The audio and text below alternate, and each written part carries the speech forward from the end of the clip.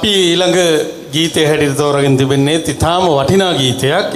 ඒ ගීතයත් මම හිතන්නේ දැන් නිතර ඇහෙනවා කියලා මම විශ්වාස කරන්නේ. සමහර අය සමහරට අද වෙන්නේ නැති ඉස්සෙල්ලාම අහන්නේ. එහෙම තමයි ඉතින් නේද?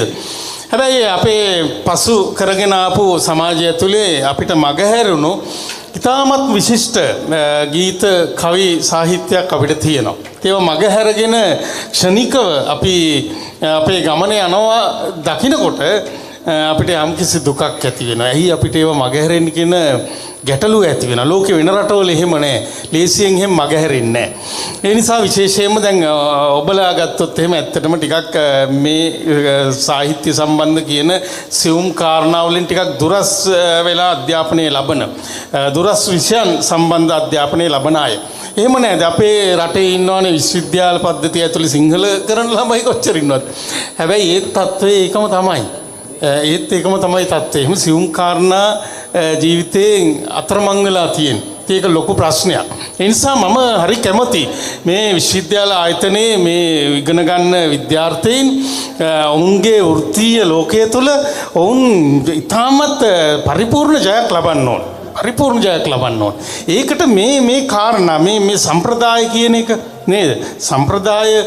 මේ සම්ප්‍රදාය කතා කරන කාරණා මේ දේවල් සියුම් ලක්ෂණ අපිට මගහැරුණු දේවල් විශේෂයෙන්ම භාෂණය අතිශය වැදගත්. භාෂණය කියන එකෙන් ගොඩක් තරුණ පරම්පරාව ගිලිහී යන ගතියක් තියෙනවා. සංවාදශීලී බව භාෂණය කියන එක ගිලිහිලා යනවා. ඉතා කෙටි පණිවිඩ වලට භාෂණය සීමා වෙලා තියෙනවා. මෙන්න මේ කාරණාත් අපි මගහැරගත යුතුයි. අපිට ලෝකේ ජය ගන්න අපි හොඳ භාෂණ පෞරුෂයක් අපිට තියෙනවා. මේ කතා කරන්නා වූ ඔබගේ විෂයන් තුල මේවයි වැඩ කරනකොට කවදා හරි දවසක ඔබට වැටහෙයි මේ කාරණා කොච්චර වැදගත්ද කියලා. දැන් අපි සබරගමු විතරක් ගත්තට සබරගමුවට පමණක් ලඝු කරගත යුතු නෑ මේ කාරණා. මෙතන ඉන්න පුළුවන් සබරගමුවත් ඉන්න පුළුවන් වෙනත් පළාත් වලින් ආපහු ඉන්න පුළුවන්. මේ හැම පළාතකම මේ කියන්නා වූ ශක්‍යතාව තියෙනවා. අපි පහසුවක් හැටියට තමයි සබරගමුව මුල් කරගෙන අපි වාඩි වෙලා ඉන්නේ. සබරගමුව නිසා මේ ආකාරයට කල්පනා කර හිතන්න ගත්තා. මට මේ ඊයේ පෙරේද නිකන් අන්තර්ජාලයේ ඉන්නකොට හම්බුණා කවියක්. දන්න කවියෙක් නෙවෙයි රම්‍ය කුමාර වීරසිංහ කියලා තමයි නම තිබුණේ. කවුද කියලා මං හොයනවා. ඒ කවිය හරි සරල ලස්සන කවි පේලියක් ලියලා තිබුණා. හරිම සුන්දරයි කියලා හිතුන නිසා මං හිතුවා අද මේ වැඩසටහනේ කියන්න ඕනි කියලා මේ ගීතෙට යන්නට ඉස්සෙල්ලම ඕවින්. ඒක මෙන්න මෙහෙමයි. මේ තාත්තා කෙනෙක් තමන්ගේ දරුවාට උගන්වන ගුරුතුමියව ආමන්ත්‍රණය කරන. ගුරුතුමියට මේ කියන්නේ. මොකද්ද කියන්නේ? ලකුණු 100න් 100 නැතුවට බෝල ලස්සන අකුරු වෙනුවට මිස්ටර් හැකිනම් හදලා දෙනවද මගේ දරුවට හදවතක්?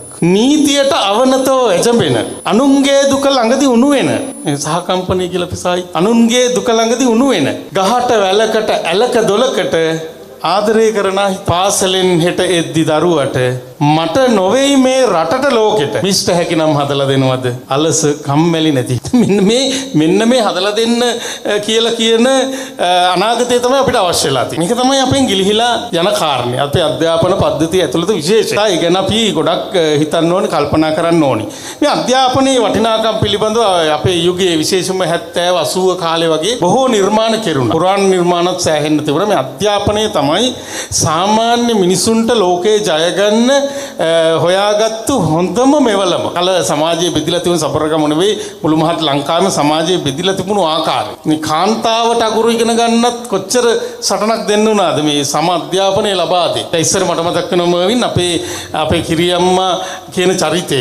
අර මර්වින් මතක් කරෙත් අර මුල උපුටනයක් ඒව ඔය මගේ කතාවල තියෙන ඇත්තම කතන්දර. අපේ කිරියම්මා පිළිබඳව මට ආපු එකල විමතිය තමයි කිරියම්මා උදේ පාන්දර නැගිටින්න තැන ඉඳලා කුකුලා නැගිටිනකොට අපේ කිරියම්මත් නැගිටිනවා. එතන ඉඳලා රාත්‍රියේ නිදා ගන්න තැන දක්වාම දවසේ සියලුම දේවල් කරන්නේ කවියක් කිය. හැම වැඩක්ම කරන්නේ කවියක් කිය. ඉතින් මට හරි පුදුමයි. අමුතු ලස්සන කවි කියනවා.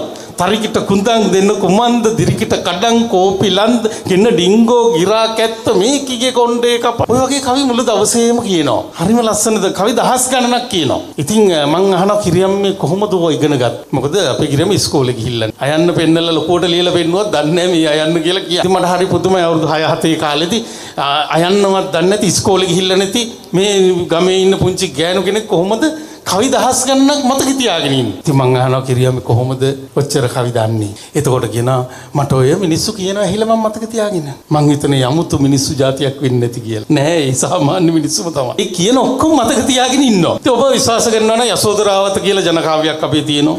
කවි 130ක් තියෙනවා යසෝදරාවත ජනකාව්‍ය. කතුවරයෙක් නෑ, ලියපු කෙනෙක් නෑ, මිනිස්සු කියපු කවි. අස්ස කාලෙක පොතකට ඇවිල්ලා තියෙනවා. ඉතින් ඒකනේ ජනකවි කියන්නේ. කතුවරයෙක් නෑ. මේ කවි 130ම අපේ ගිරියම් 1 සිට 130 දක්වා නිවැරදිව පිළිවෙලට මතකින් කියනවා. කිසිම අකුරක් දන්නේ නැති කිරි. ඉතින් පුදුමයක් නෙවෙයි. ඉතින් මගේ ලෝකෙට පුදුමේ අරන් ආවේ මේ භාෂණය පිළිබඳව විශ්වාසය ගෙනාවේ. ජීවිතේට ඉස්කෝලේ ගිහිල්ලා නැති අයන්නවත් අඳුරන්නේ නැති මේ ගමක හිටපු නූගත් ගෑනු කෙනෙක්. මේ ශක්තිතාවය කොහෙන්ද ආවේ? මේ මතක ශක්තිය කොහොමද ආවේ? මේ සියලුම කවි මතකෙන් කියනවා. 1000ක් විතර කිව්වා. ඉතින් ඒ 1000න් 20ක් විතර තමයි මට මතක තියෙන්නේ. එතකොට ඒක පරතරේ කොච්චරද මම ඉන්නේ? කොච්චර පරතරයක්? සාල පරතරයක් අපිට දරන්න බැරි තරම් පරතරයක්. ඒ නිසා මේ වටිනාකම් කියනේම හරිම වටිනවා. ඒ නිසා මම කියන පුද්ගලෙක් බිහි වෙලා තියෙන අවසාන වශයෙන් කිසිදු පසුබිමක් නැතුව හරි අමුතු දේවල් කියනවා. දවසක් කියනවා අපිට අපි වාඩි කරගෙන තේරවිලි කියනවා. ඔන්න උඹලා තෝරන්න ඕන කියලා. ඉතින් තෝරනවා අපි වාඩි වෙලා පොත්වල ලියාගෙන හොය තෝරනවා පොත්. දවසක් කියනවා ඔන්න මං කියනවා තේරවිල්ලක් හොඳට උඹලා අහගන්න ඕනි. හැබැයි එක සැරේ මං කියන්නේ මම මේ කියන්නේ නැත්තම ඇත්ත තුන් තේරවිල්ලක්. උඹලා මෙච්චර කල් තෝරලා තියෙන්නේ ඇත්තම ඇත්ත තුන් තේරවිලි නෙවෙයි. ඒවා මේ සරල තේරවිලි එක සැරයක් අනිත් පැත්ත පෙරළුවන් මේ උත්තරේ එනවා. හැබැයි මං කියන එක එහෙම නෙවෙයි මේක කොහොම හරි උඹලා හොයාගෙන එන්න ඕනි. අපි කොහොම හරි උත්තරේ හොයන්න කියන්නකෝ බලන්න. ඔන්න කිව්වා. මෙන්න මේකයි තේරෙන්නේ. ප්‍රශ්න අහන්න බෑ හැබැයි. නුහුරු පර්වත හොස්ස පුලුස්ස. අපි නිකන් කරකෝල දිලා තෑරියා වගේ. දැන් හිතා ගන්න බෑ මොකද කරන්න කියලා මාසයක් විතරම අපි උත්සාහ කරා පොත් තියාගෙන කොපි පොත් අරගෙන දැන් හොයනවා. දැන් තුන් තේරවිලි කියන්නේ සමාන වචන හොයලා ඒ අනිත් පැත්ත හරවලා ගන්න මේක තුන් සැරයක් තෝරන්න ඕනි. ඉතින් අපි බොහොම පරාජිත ලීලාවේ මාසෙකට විතර පස්සෙක අපිට නම් බෑ මේක. ලහන්න අහගෙන එක සැරේ හැබැයි මං කියන්නේ ඔන්න ඊට පස්සේ තෝරලා දුන්නා. තේරවිල්ල තමයි නුහුරු පර්වත හොස්ස පුලුස්ස. නුහුරු නම් වම් පර්වත නම් ගල හොස්ස නම් තොල පුලුස්ස නම් දදා වම් ගල තොල දදා තොංගල වල දදා තොංගල නම් කොන වල දදා නම් කකා කොන කකා කන කොකා. ඒක තමයි තියෙන්නේ. දැන් ඔබට වැටහෙන්නේ භාෂණයේ මේ නිර්මාණශීලී භාෂණය කියන්නේ ලේසි පහසු වැඩක් නෙවෙයි. නේද? ලේසි පහසු වැඩක් නෙවෙයි. හැබැයි මේව ඔක්කොම කරේ ශාස්ත්‍රාලී වශයෙන් ඉගෙනගෙන නැති. මේ සාමාන්‍ය මිනිස්සු හිතපු ගැමියෝ හිතපු විදිය. ඒ නිසා මෙන්න මේ කාරණයක් එක්ක අපි තෝරගත්තු ගීතය විශේෂයෙන් මේ අධ්‍යාපනය කියන කාරණේ වැදගත්කම සම්බන්ධ ගීතයක්. පිනිබර යාමේ සැවුලන් අඬනවා. සැවුලා කියන්නේත් කුකුලම තමයි. පිනිබර යාමේ බලන්න වචනවල ලස්සන ලූෂන් බුලත් සිංහල රචනා කරන පිනිබර යාමය. මේ සාමාන්‍ය ඉර නගින්න කලින් අලුයම කියලා අපි කියන්නේ යාන්තම් සුදු එළියට එන්නත් ඉස්සෙල්ලා. පිනි වැටෙනවා. පිනිබර යාමේ සැවුලන් අඬලනවා. කුකුල් අඬලන්න පටන් ගන්නවා. අන්නම වින් කියපු කාරණේ අම්මා වට කර ලිපගිනි නැලවෙනවා. ඔන්න ඔක්කොටම කලින් අම්මා නැගිටලා ලිප ගාව. ගින්දර අම්මා වටේ නැලවෙනවා. අම්මා ලිපපත්තු කළා. උයන්න පටන් ගන්න. ඔන්න දරුවා අහනවා ශබ්ද, උදේ ශබ්ද. ඔන්න බලන්න ළමයිකට කොච්චර වැදගත්ද උදේ ඇහෙන ශබ්ද නැගිටින්න ඉස්සෙල්ලා. ඔන්න අපේ උගේ ඇහුණා තාත්තලා දාන රේඩියෝ එක. ඔන්න යන උදාගී නේද? ඉතින් පොඩි වෙලාවක අහගෙන ඉන්නවා. ඔන්න කුරුල්ලෝ කෑ ගහන්න පටන් ගන්නවා. බලන්න මේ කොච්චර ලස්සනද කියලා. හැබැයි දැන් මොනවාද දැන් දරුවෙකුට ඇහෙන ශබ්ද? මම කියන්නේ ඔයගොල්ලෝ කල්පනා කරලා බලන්න මොන වගේ ශබ්දද ඇහෙන්නේ කියලා. දැන් ඇහෙන ෆෝන් රින් වෙනවා, එලාම් වදිනවා නේද? ඔය වගේ ශබ්දද ඇහෙන්නේ. හැබැයි ස්වභාවික ශබ්ද ටිකෙන් ඔන්න ළමයා නැගිටිනවා. ඔන්න ඒ අතරට අලුත් ශබ්දයක් ඇවිල්ලා සමාජයට සබරගමුවටත් එනවා. කොළඹ රේල්ලුව රජගමනට යනවා. විස්සාවෙල්ට එනකන් ඉස්සර පුංචි කෝච්චිය ආවා. ඔන්න කෝච්චියත් යනවා. පළවෙනි කෝච්චිය යන්න පටන් ගන්නවා. නැගිටින් පුතුනේ බිම්මල් හිනහෙනවා. හතු පිපෙන්න පටන් ගන්නවා පාන්දර. බිම්මල් කියන්නේ හතු නේද? ඉඳලෝලු හතු කඩන්න ඉස්සර පාන්දර කතා නොකර යනවා ගැමියෝ. ඉඳලෝලු හතු කඩන්න. තැන් වලට කිසිම යකඩයක් ගෙනියන්නේ නැහැ. කිසිම වචනයක් කතා කරන්නේ සද්ද නැතු ඉඳලෝලු කඩාගෙන එනවා. ඊළඟ අවුරුද්දේ හරියටම ආයතන පිපෙනවා. පුතුනේ අකුරට යන්න පමාවි ගුරුසිත රිදිලා වේවැල හඬවාවි. ගහයි සර් පරක්කුණුත් ඒ ඉස්සර ගහනවා සර්ලානේ. දැන් නම් ගහන්නේ නැහැ. ඉස්සර ගහන පරක් වෙලාපු ගමන් අපිත් දන ගහගෙන ඉඳලා තිනවා. ගඟේ ඇලේ පැන තෙක්පම් පැදලා මුරණ්ඩු උදා ඕනවට වඩා මුරණ්ඩු නෝ දුක් වේවි අම්මර පාන්දර නැගිටලා උයන අම්මට දුක හිතෙන්න පටන්. මේ අති සියුම් කාරණා මේ කියන්නේ. වේල දෙවේලේ කුසගිනි නොබලා කඩමලු ඇඳත් පින්කඳ බැබලෙනවා. ඔක්කොම බැලුවත නැති වෙරි කන්තින හරියට ඇඳුමක් නැහැ. හරියට කන්න නැහැ. හැබැයි පුතේ උඹ වාසනාවන්තයි. උඹට අධ්‍යාපනයේ නැමැති වරප්‍රසාද ලැබිලා තියෙනවා. නිසා බඩගින්නේ හරි කන්න ඕනි. නේද? අර කියන්නේ වදන් කවි පොතේ නේද? වේවැල් කෝටු නාරන් සියඹලා අතු කිතුල් පොල් ඉරොට්ටු වැල් කසඹිලිය අතු මේ හැම ඉපල් මගේ දෑතට නොපෑ යුතු. ගුරුතුමාට කියන මේ එකක්වත් මගේ අත්වලට ගහන්න එපා මේ වයින් පමා නොවි එමි අකුරට මෙයින් මතු.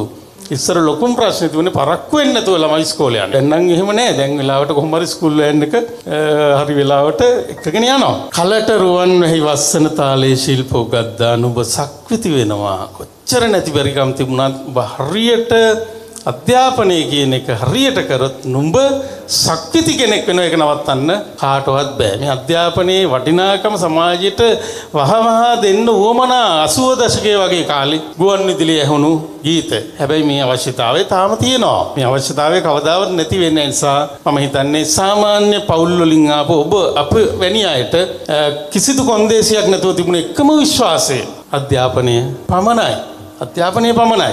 එනිසා අපි ඒ අධ්‍යාපනය ගැහැණු පිරිමි ඔබ අප කිසිදු කුලයක් ආගමක් පළාතක් කිසිදු ભેදයක් නොකර සපරගමුවේද කියලා බලන්නේ නැතුව බටහිරද කියලා බස්නාහිරද බලන්නේ නැතුව ඔක්කොට මේ වරප්‍රසාදයේ තනි සටනකින් අත් කරලා දීපු ආචාර්ය CWW කන්නංගරයන් සිහිපත් කරමින් මර්වින් අපි මේ ගීතය අහමු. මේ ගීතය වික්ටර් රත්නායකයන්ගේ තනුවකට ලූෂන් බුලත් සිංහලයන් රචනා කරපු පද ගායනා කරන්නේ විශාරද සුනිල් එදිරිසිංහයන්. අපි අද මේ ගීතය අහලා බලමු අපේ සඳනිගේ හඬින්.